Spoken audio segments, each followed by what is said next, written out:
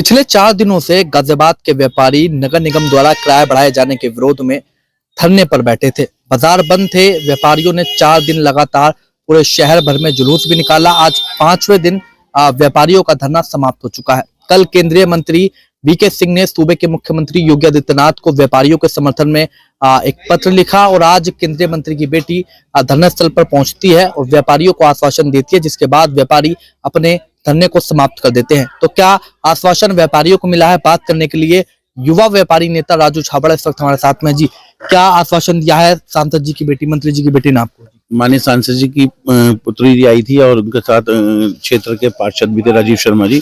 उन्होंने हमें आश्वासन दिया है कि नगर निगम की एक और आप व्यापारियों के बीच की एक कमेटी बनाई जाएगी। उस कमेटी में बैठ के आपसी रजामंदी से ही किराया बढ़ाया जाएगा।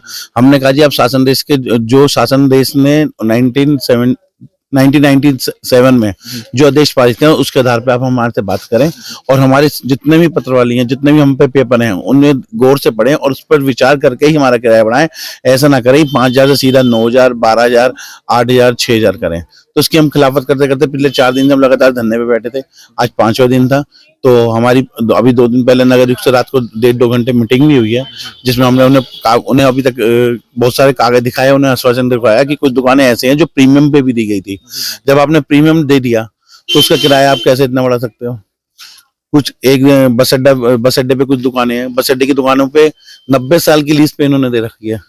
आप उसे कैसे निरस्त कर दोगे? जिस दुकान पर आपने 90 साल तक लीज पे दे रखी है, उन दुकानों का किराया कैसे बढ़ा दोगे जो आपने लीज पे दे रखी है? मंदे टाइम में 1997 में ये जो रामानुजलाल मार्केट है, अगर आपने इसे किराए पे ली थी तो उस समय आपने इनके प्रीमियम उस टाइम के हिसाब से 2,80,000, 3.5 लाख, 4 लाख इस तरीके से लिए थे। आप ये बताइए उस टाइम के 3.5 लाख, 2 लाख बहुत ज्यादा होता था, जो आज के मेरे ख्याल से 25-30 लाख रुपए के बराबर होंगे। व्यापारियों ने अपने खून पसीने की कमाई जोड़ जोड़ के दुकानें ली थी। अभी तक तो अधिकारी हमसे ये कहते थे तुम्हारी दुकान इन्वेस्ट कर देंगे और तुम्हें बेघर कर देंगे, यानी कि इस तरह की भी उनकी वर्डिंग होती थी कि तुम्हारी दुकान इन्वेस्ट कर देंगे, तुम्हें बाहर निकाल देंगे, दोबारा ऑक्शन कराएंगे, जिसने लेनी होगी दोबारा लेगा।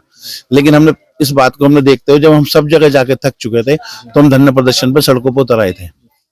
अब लगातार 4 दिन तक आप धरने पर बैठे, आश्वासन मिल चुका, कमेटी बनेगी जिसमें व्यापारी और निगम के अधिकारी जुड़ेंगे। कब कमेटी बनेंगे और व्यापारी करीबन कितने कमेटी में जुड़ेंगे? व्यापारियों की 12 जनों की हम एक कमेटी बनाएंगे। 12 जनों में महानगर के 2 संगठन के मुख्य अधिकारी होंगे और उसके साथ साथ बाजारों में से एक आदमी लेंगे और इसके साथ साथ नगर निगम के 3 या 4 अधिकारी बैठेंगे, जिसमें महापौर भी बैठेंगे हमारे साथ, और जो हमें अभी बताया गया है उसके बाद ही किसी निर्णय पे हम पहुंच पाएंगे। तो जो आश्वासन दिया, जो आपने बताया निगम का जो एक्ट है उसी के हिसाब से जो है किराया बढ़ना चाहिए। अगर ये नहीं बढ़ता है, ऐसी कोई बातचीत हुई हो? घंटाघर भी वही है, व्यापारी भी वही है, दोबारा दहिया बिछाएंगे, सड़क पर बैठ जाएंगे और आपका नगर निगम का घेराव कर देंगे।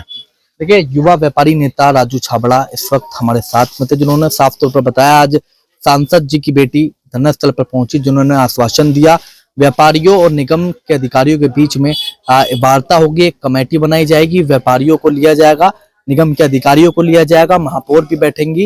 व्यापारियों की ये मांग है, निगम का जो एक्ट है उसी के हिसाब से किराया बढ़ना चाहिए। अगर ऐसा नहीं हुआ तो दोबारा से जो व्यापारी हैं वो निगम का घेराव करेंगे। सवाल यही है, जो कमेटी बनेगी व्यापारियों और निगम के अधिकारियों के बीच में जो बैठक होगी, उसमें व्यापारियों की जो समस्या है उसका हल निकलेगा या नहीं, ये तो आने वाला समय ही बताएगा। कैमरा पर्सन दीपक कुमार के साथ सिटी न्यूज के लिए मैं विशाल रावत।